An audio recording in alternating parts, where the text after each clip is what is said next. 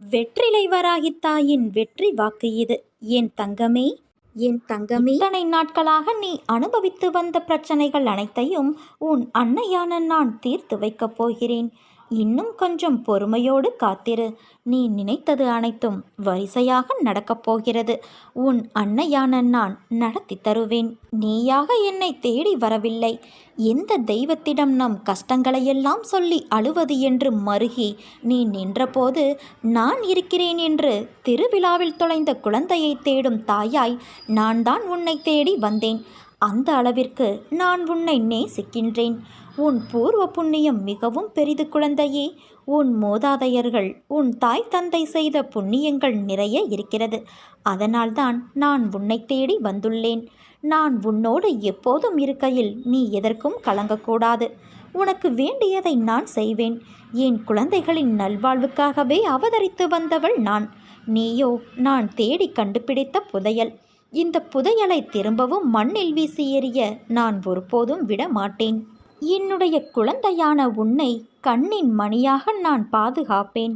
யார் எதை வேண்டுமானாலும் சொல்லட்டும், நீ கவலைப்படாதே. அவை அனைத்தையும் நீ காதில் மட்டும் கேட்டுக்கொள்.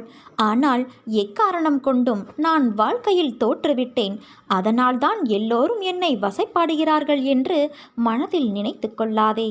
இவ்வுலகில் நிலை என்று ஒன்றுமே இல்லை. அது மனிதர்களின் செயல்பாடுகளுக்கும் பொருந்தும்.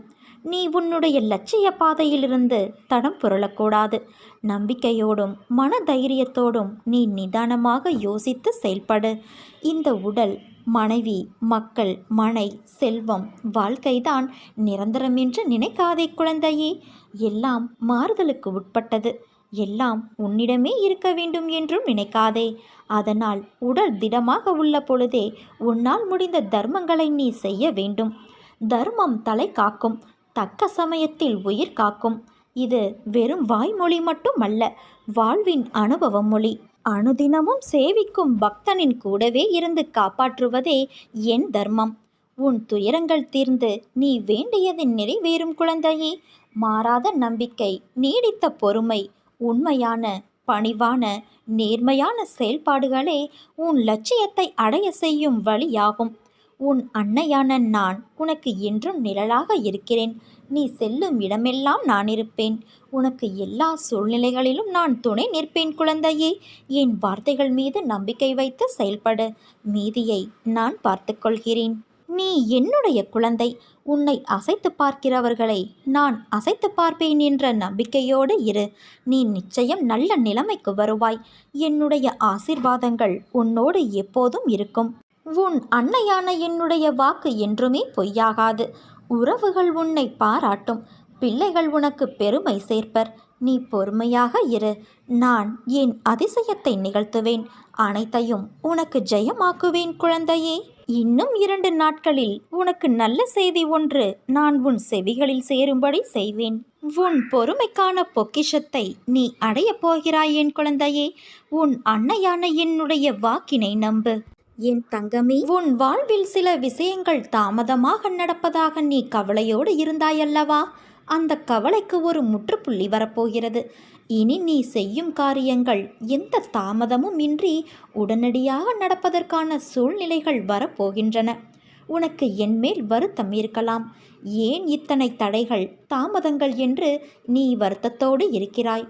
ஆனால் எல்லாவற்றிற்கும் ஒரு காரணம் உண்டு. இனி உன் வாழ்க்கை வேகம் எடுக்கும். நீ சுறுசுறுப்பாக செயல்பட போகிறாய்.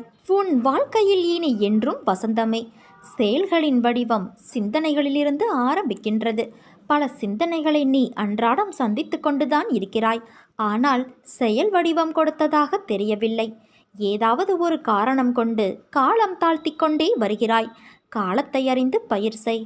வாழ்க்கையை வீணடிக்காமல் பயனுள்ளதாக மாற்றிக்கொண்டால் உன் எதிர்காலம் மிக செல்வ செழிப்போடு விளங்கும் என்பதில் சந்தேகமே இல்லை. சோர்வை என்றும் வளர்க்க விடாதே. பேசும் வார்த்தைகள் உள்ளத்திலிருந்து வருபவை. அதனால் வார்த்தைகளை பிரயோகிப்பதில் கவனம் கொள். என் தங்கமே, நீதான் உனக்கான வாய்ப்புகளை உருவாக்கி கொள்ள வேண்டும். வந்த வாய்ப்புகளை மிக நன்றாக கையாள வேண்டும். நீ முடியும் வரை முயற்சி செய்ய வேண்டும்.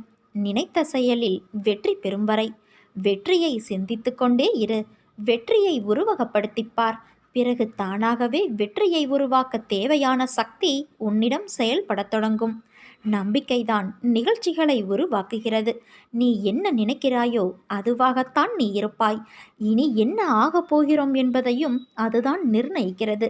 நீ இப்போது எப்படி இருக்கிறாய் என்றால் இதற்கு முன்பு நீ என்ன சிந்தித்தாய் என்பதை பொறுத்துதான். அதனால் என் வார்த்தைகள் மீது நம்பிக்கை வைத்து இனிமேலாவது காலத்தின் அருமையை உணர்ந்து செயல்பட்டால் வாழ்க்கையில் உனக்கு என்றும் வசந்தமே, நல்லதே நடக்கும். இருளை கண்டு மிரளாதே. வாழ்க்கை என்றால் இன்பமும் துன்பமும் இணைந்ததுதான்.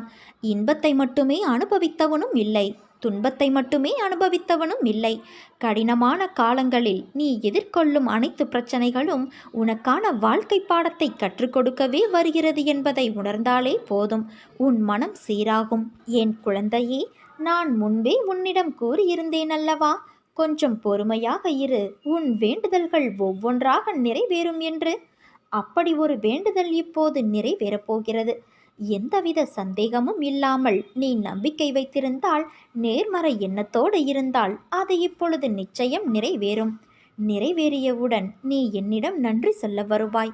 உன் பொறுமைக்கான, நம்பிக்கைக்கான அந்த பரிசை இப்போது நீ பெறப்போகிறாய் குழந்தையே. இதன் பிறகு நீ தொடர்ந்து நேர்மறை எண்ணங்களோடு இருந்து உன்னுடைய அடுத்தடுத்த பிரார்த்தனைகளும் பலிக்கப் போவதை காணப்போகிறாய். நீ நம்பிக்கையோடு இரு, நல்லதே நடக்கும். என் தங்கமே, நீ எதிர்பார்த்த நல்லது நடக்கப் போகிறது. நீ எனக்கு நிச்சயமாக நன்றி சொல்லப் போகிறாய். தயாராக இரு. நீ வேண்டியதை நிறைவேற்றி உன்னை கஷ்டத்திலிருந்து விடுவித்து வசந்தமாய் உன் அன்னையான நான் உன்னை வாழ வைப்பேன். என் தங்கமே, என்ன செய்வது பிள்ளையே?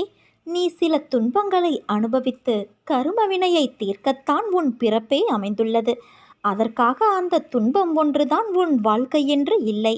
அந்த துன்பத்தை பற்றி சிந்திக்காமல் உன் நேர்மறை எண்ணங்களை கொண்டு நீ பெறப்போகும் இன்பங்களையும் கற்பனை செய்து பார். கர்மவினையும் ஒரு பக்கம் தீரும், மறுபக்கம் நல்ல நிகழ்வும் நடந்தேறும். இன்பம் துன்பம் என இரு பக்கங்கள் இணைந்ததுதான் வாழ்க்கை. நன்மைகளை நோக்கி கவனத்தை திருப்பு. உன் சங்கடங்கள் மாறிவிட்டது. இனி நீ மகிழ்ச்சியாக இருப்பாய். ஆனாலும் வாழ்வில் துன்பமே வராதா என்று கேட்காதே. துன்பமும் இன்பமும் மாறி மாறி வரும்.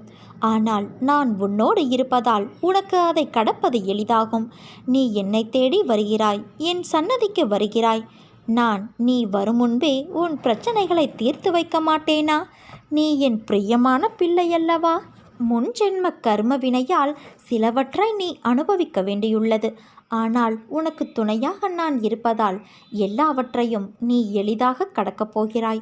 மகிழ்ச்சியான நாட்கள் உனக்கு வரப்போகிறது. அதை மகிழ்ச்சியாக நீ அனுபவிக்கப் போகிறாய் குழந்தையே. உன் வாழ்க்கையில் நடக்கும் விஷயங்களும் இப்படி நடப்பதற்கு உன்னுடைய அவசரமான முடிவும் தான் காரணம். கொஞ்சம் நிதானமாக யோசி, பொறுமையாக இருந்து முடிவு செய். ஒருவர் உன்னை கஷ்டப்படுத்தினால் அவர்களை விட்டு நகர்ந்து விடு. அவர்களுக்கு எந்த பதிலையும் நீ சொல்லாதே. அப்படி நீ பேசினால் உன் மனம் ஏற்கனவே வலியால் இருக்கும். அந்த வலி உன் மனதை இறுக்கி வார்த்தைகளால் அதை வெளிப்படுத்தும். அது கோபமாக காட்சியளிக்கும். அது உன் தவறு இல்லை, ஆனால் அது கோபமாய் வெளிப்பட செய்யும். கோபம் தவறு அல்ல, அது அடுத்தவர்களை வார்த்தைகளால் காயப்படுத்துவதுதான் தவறு என்று கூறுகிறேன். உன்னை அவர்கள் கோபத்துக்கு உரியவர் என்று சித்தரித்து உன்னை விட்டு போய்விடுவார்கள். உனக்கு கெட்ட பெயர் ஏற்படும். அதனால்தான் உன் அன்னையான நான் சொல்கிறேன், கோபம் வரும் நேரம் என் நாமத்தை உச்சரி. அது உன் மனதை சரி செய்யும். நான் இப்படி நடந்து கொண்டேன் என்று கோபமாயன் மேல் என்றுதானே கேட்கிறாய்? என் செல்ல பிள்ளையின் மீது நான் எப்படி கோபப்படுவேன்? என் உயிராய் உன்னை நினைக்கின்றேன். அப்படி இருக்கையில் உன்னை எப்படி நான் கோபத்தால் காயப்படுத்துவேன்? என்றுமே என் பிள்ளையிடம் நான் கோபப்பட மாட்டேன். ஆனால் அவர்கள் உன்னை தனித்து காயப்படுத்தினார்கள் என்பதற்காக நீயும் அவ்வாறு நடந்து கொண்ட விஷயம்தான் எனக்கு வருத்தமளிக்கிறது. உனக்கும் அவர்களுக்கும் வித்தியாசம் இருக்கிறது. அவர்கள் உன் மனதில் வலியை ஏற்படுத்தியவர்கள்தான். அது எனக்கு நன்றாக தெரியும். உன் மனதை ரணமாக்கிவிட்டார்கள். அதுவும் எனக்கு புரிகிறது. உன் வலி எனக்கு தெரிகிறது. ரணத்திற்கு நான் மருந்து தருகிறேன். எனக்கு என் பிள்ளை மற்றவர்கள் போல பழிக்கு பழி என்று இருத்தல் கூடாது. உனக்காக உன்னை எல்லாவுமாய் பாதுகாத்து உன் அன்னையான நான் அன்பால் அரவணைப்பேன்.